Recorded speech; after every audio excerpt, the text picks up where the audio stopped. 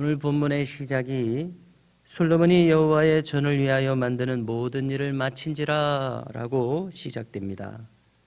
이렇게 볼 때에 성전 봉헌의 업적은 솔로몬의 업적처럼 보이고 있습니다마는 그 내용을 보면 사실은 다윗의 기도와 눈물, 헌신이 깔려있던 바탕 위에서 이루어진 열매였습니다.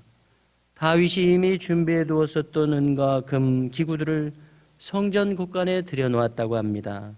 또 다윗성, 즉 시온성이라고도 불리는 다윗성 내에 다윗의 장막이 설치되어 있었는데 거기에는 오직 언약궤만이 있었습니다. 그 언약궤를 이제 다시 새로 세운 성전 지성소로 메어 올렸습니다.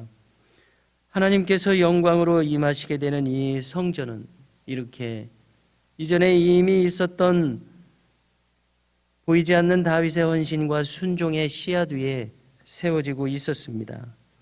그러므로 우리의 섬김도 당대에 다 눈에 보이도록 보여지고 나타나지 않아도 후대의 하나님의 영광을 크게 드러내는 귀중한 밑거름이 될 것으로 믿게 됩니다. 다음으로 솔로몬이 언약궤를 성전 지성소에 안치하는 장면입니다. 그는 이스라엘의 온 지파 족장들을 다 소집했습니다. 그리고 일곱째 달 절기라고 하는데요, 히브리력으로 7월은 태양력으로는 9월과 10월에 해당합니다. 그리고 이 7월의 대표적인 절기는 초막절입니다. 초막절만큼 출애굽을 잘 대표하는 절기가 없을 것입니다. 그래서 성전 건축을 이 7월 초막절에 이렇게 봉헌하는 것이 그 의미가 잘 맞닿아 있다고 생각합니다. 여기 백성들이 초막절에 모두 모이게 된 가운데 언약궤를 들여매는 장엄한 장면이 펼쳐집니다. 뿐만 아니라 성전의 모든 다른 기구들, 즉 10개의 금촛대, 10개의 떡상, 그리고 분향단 등 모든 기구들도 제사장, 레위인 제사장들이 이 성물들을 메고 올라갔습니다. 그리고 또 이어지는 장면은 솔로몬과 온 회중이 모여서 초막절 제사로서 양과 소로 제사를 드리는데 전국에서 모인 만큼 그 수요를 헤아릴 수 없을 정도였다고 이 엄청난 규모에 대해서 보고하고 있습니다. 마치 다윗이 언약궤를 예루살렘 다윗성으로 모셔 올렸을 때의 그 장엄한 장면과 비슷한 장면이 다시 연출되고 있었습니다. 언약궤를 보면은요, 이 지성소에 안치되지 않습니까? 그리고 이 성전의 지성소는 성막과는 다르게 큰 그룹 천사를 날개를 폈을 때 5m씩, 그렇게 해서 10m를 지성소를 가득 채우는 그룹 천사의 두 형상이 중앙의 언약궤 좌우에 이렇게 세워져 있는 그러한 크고 장엄한 장면이 연출되는 그러한 모양이었습니다. 또 이 언약궤에는 모두가 다 잘 아시듯이 모세가 받았던 십계명 두 돌판이 여기에 들어 있었습니다. 호렙산에서, 즉 시내산에서 받은 십계명이 새겨진 두 돌판이었습니다. 그리고 이 두 돌판 외에 다른 아무것도 없었다고 이야기합니다. 즉 이 안에는 언약의 말씀만이 있었습니다. 하나님이 이 언약궤 위에 임하시겠다고 모세에게 말씀하셨었는데요, 바로 이 약속의 언약궤에는 하나님과 호응되는 말씀만이 존재하고 있었습니다. 이것을 통해서 우리가 다시 한번 알게 되는 것이 있습니다.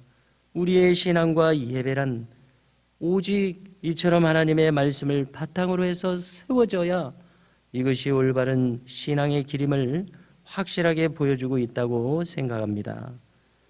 이제 다음 장면을 보면 제사장들 전부가 성소에서 이 의식을 진행하다가 다시 뜰로 나오게 됩니다. 여기에 노래하는 레위인들이 대기하고 있었습니다. 제단 동쪽이란 성전의 입구 쪽 문을 가리킵니다. 바로 여기에 노래하는 레위인들이 서 있었습니다. 즉 시편의 시인들로도 알려져 있는 아삽과 헤만과 여두둔, 그의 아들들과 형제들로 구성된 찬양대가 세마포를 입고 제단 동쪽에서 악기들 즉 재금과 비파와 수금, 나팔 부는 제사장 120명과 함께 서 있었습니다. 그리고 제사장들이 나올 때에 일제히 소리를 내어 하나님을 찬송하고 감사하는 장면이 펼쳐짐을 보고했습니다. 선하시도다 그의 자비하심이 영원히 있도다 이렇게 찬송했습니다. 자, 이때였습니다. 참 성경에서도 대표적으로 놀라운 장면이 펼쳐집니다. 여호와의 전에 구름이 가득했노라고 말합니다. 그리고 제사장들이 능히 서서 섬기지 못할 정도로 하나님의 영광이 충만했다고 기록해 줍니다. 이 영광이라는 말을 보면 히브리어로는 카바드라는 말을 쓰고 있습니다. 그리고 영광으로 번역되기 전에 본래의 그 의미는 무겁다는 의미입니다. 즉 하나님이 임하시는 영광은 무겁고 장엄한 그러한 느낌이 있었던 것입니다. 바로 임재의 구름이 이렇게 짙게 깔려 있는 것도 무거운 영광이라는 의미를 우리에게 연결시켜 줍니다. 이 장엄한 무게감 앞에서 제사장들이 능히 서 있을 수 없었습니다. 참으로 구약 성경 중에서도 대표적으로 놀랍고 경이로운 장면입니다. 그래서 이 장면을 이름하여 쉐키나의 영광이라고도 합니다. 번역하면 쉐키나는 거하다라는 뜻에서 임재라는 의미가 있습니다.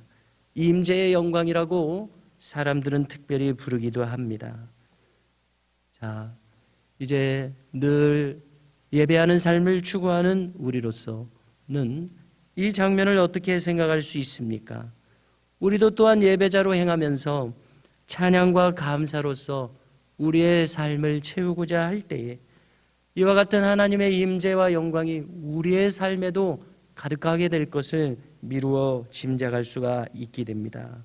이처럼 언제나 하나님의 영광이 우리와 함께 있어서 에녹과 같이 주께 기뻐하심을 입으며 동행하는 우리의 모든 신앙생활의 여정이 될 수 있기를 간절히 바랍니다.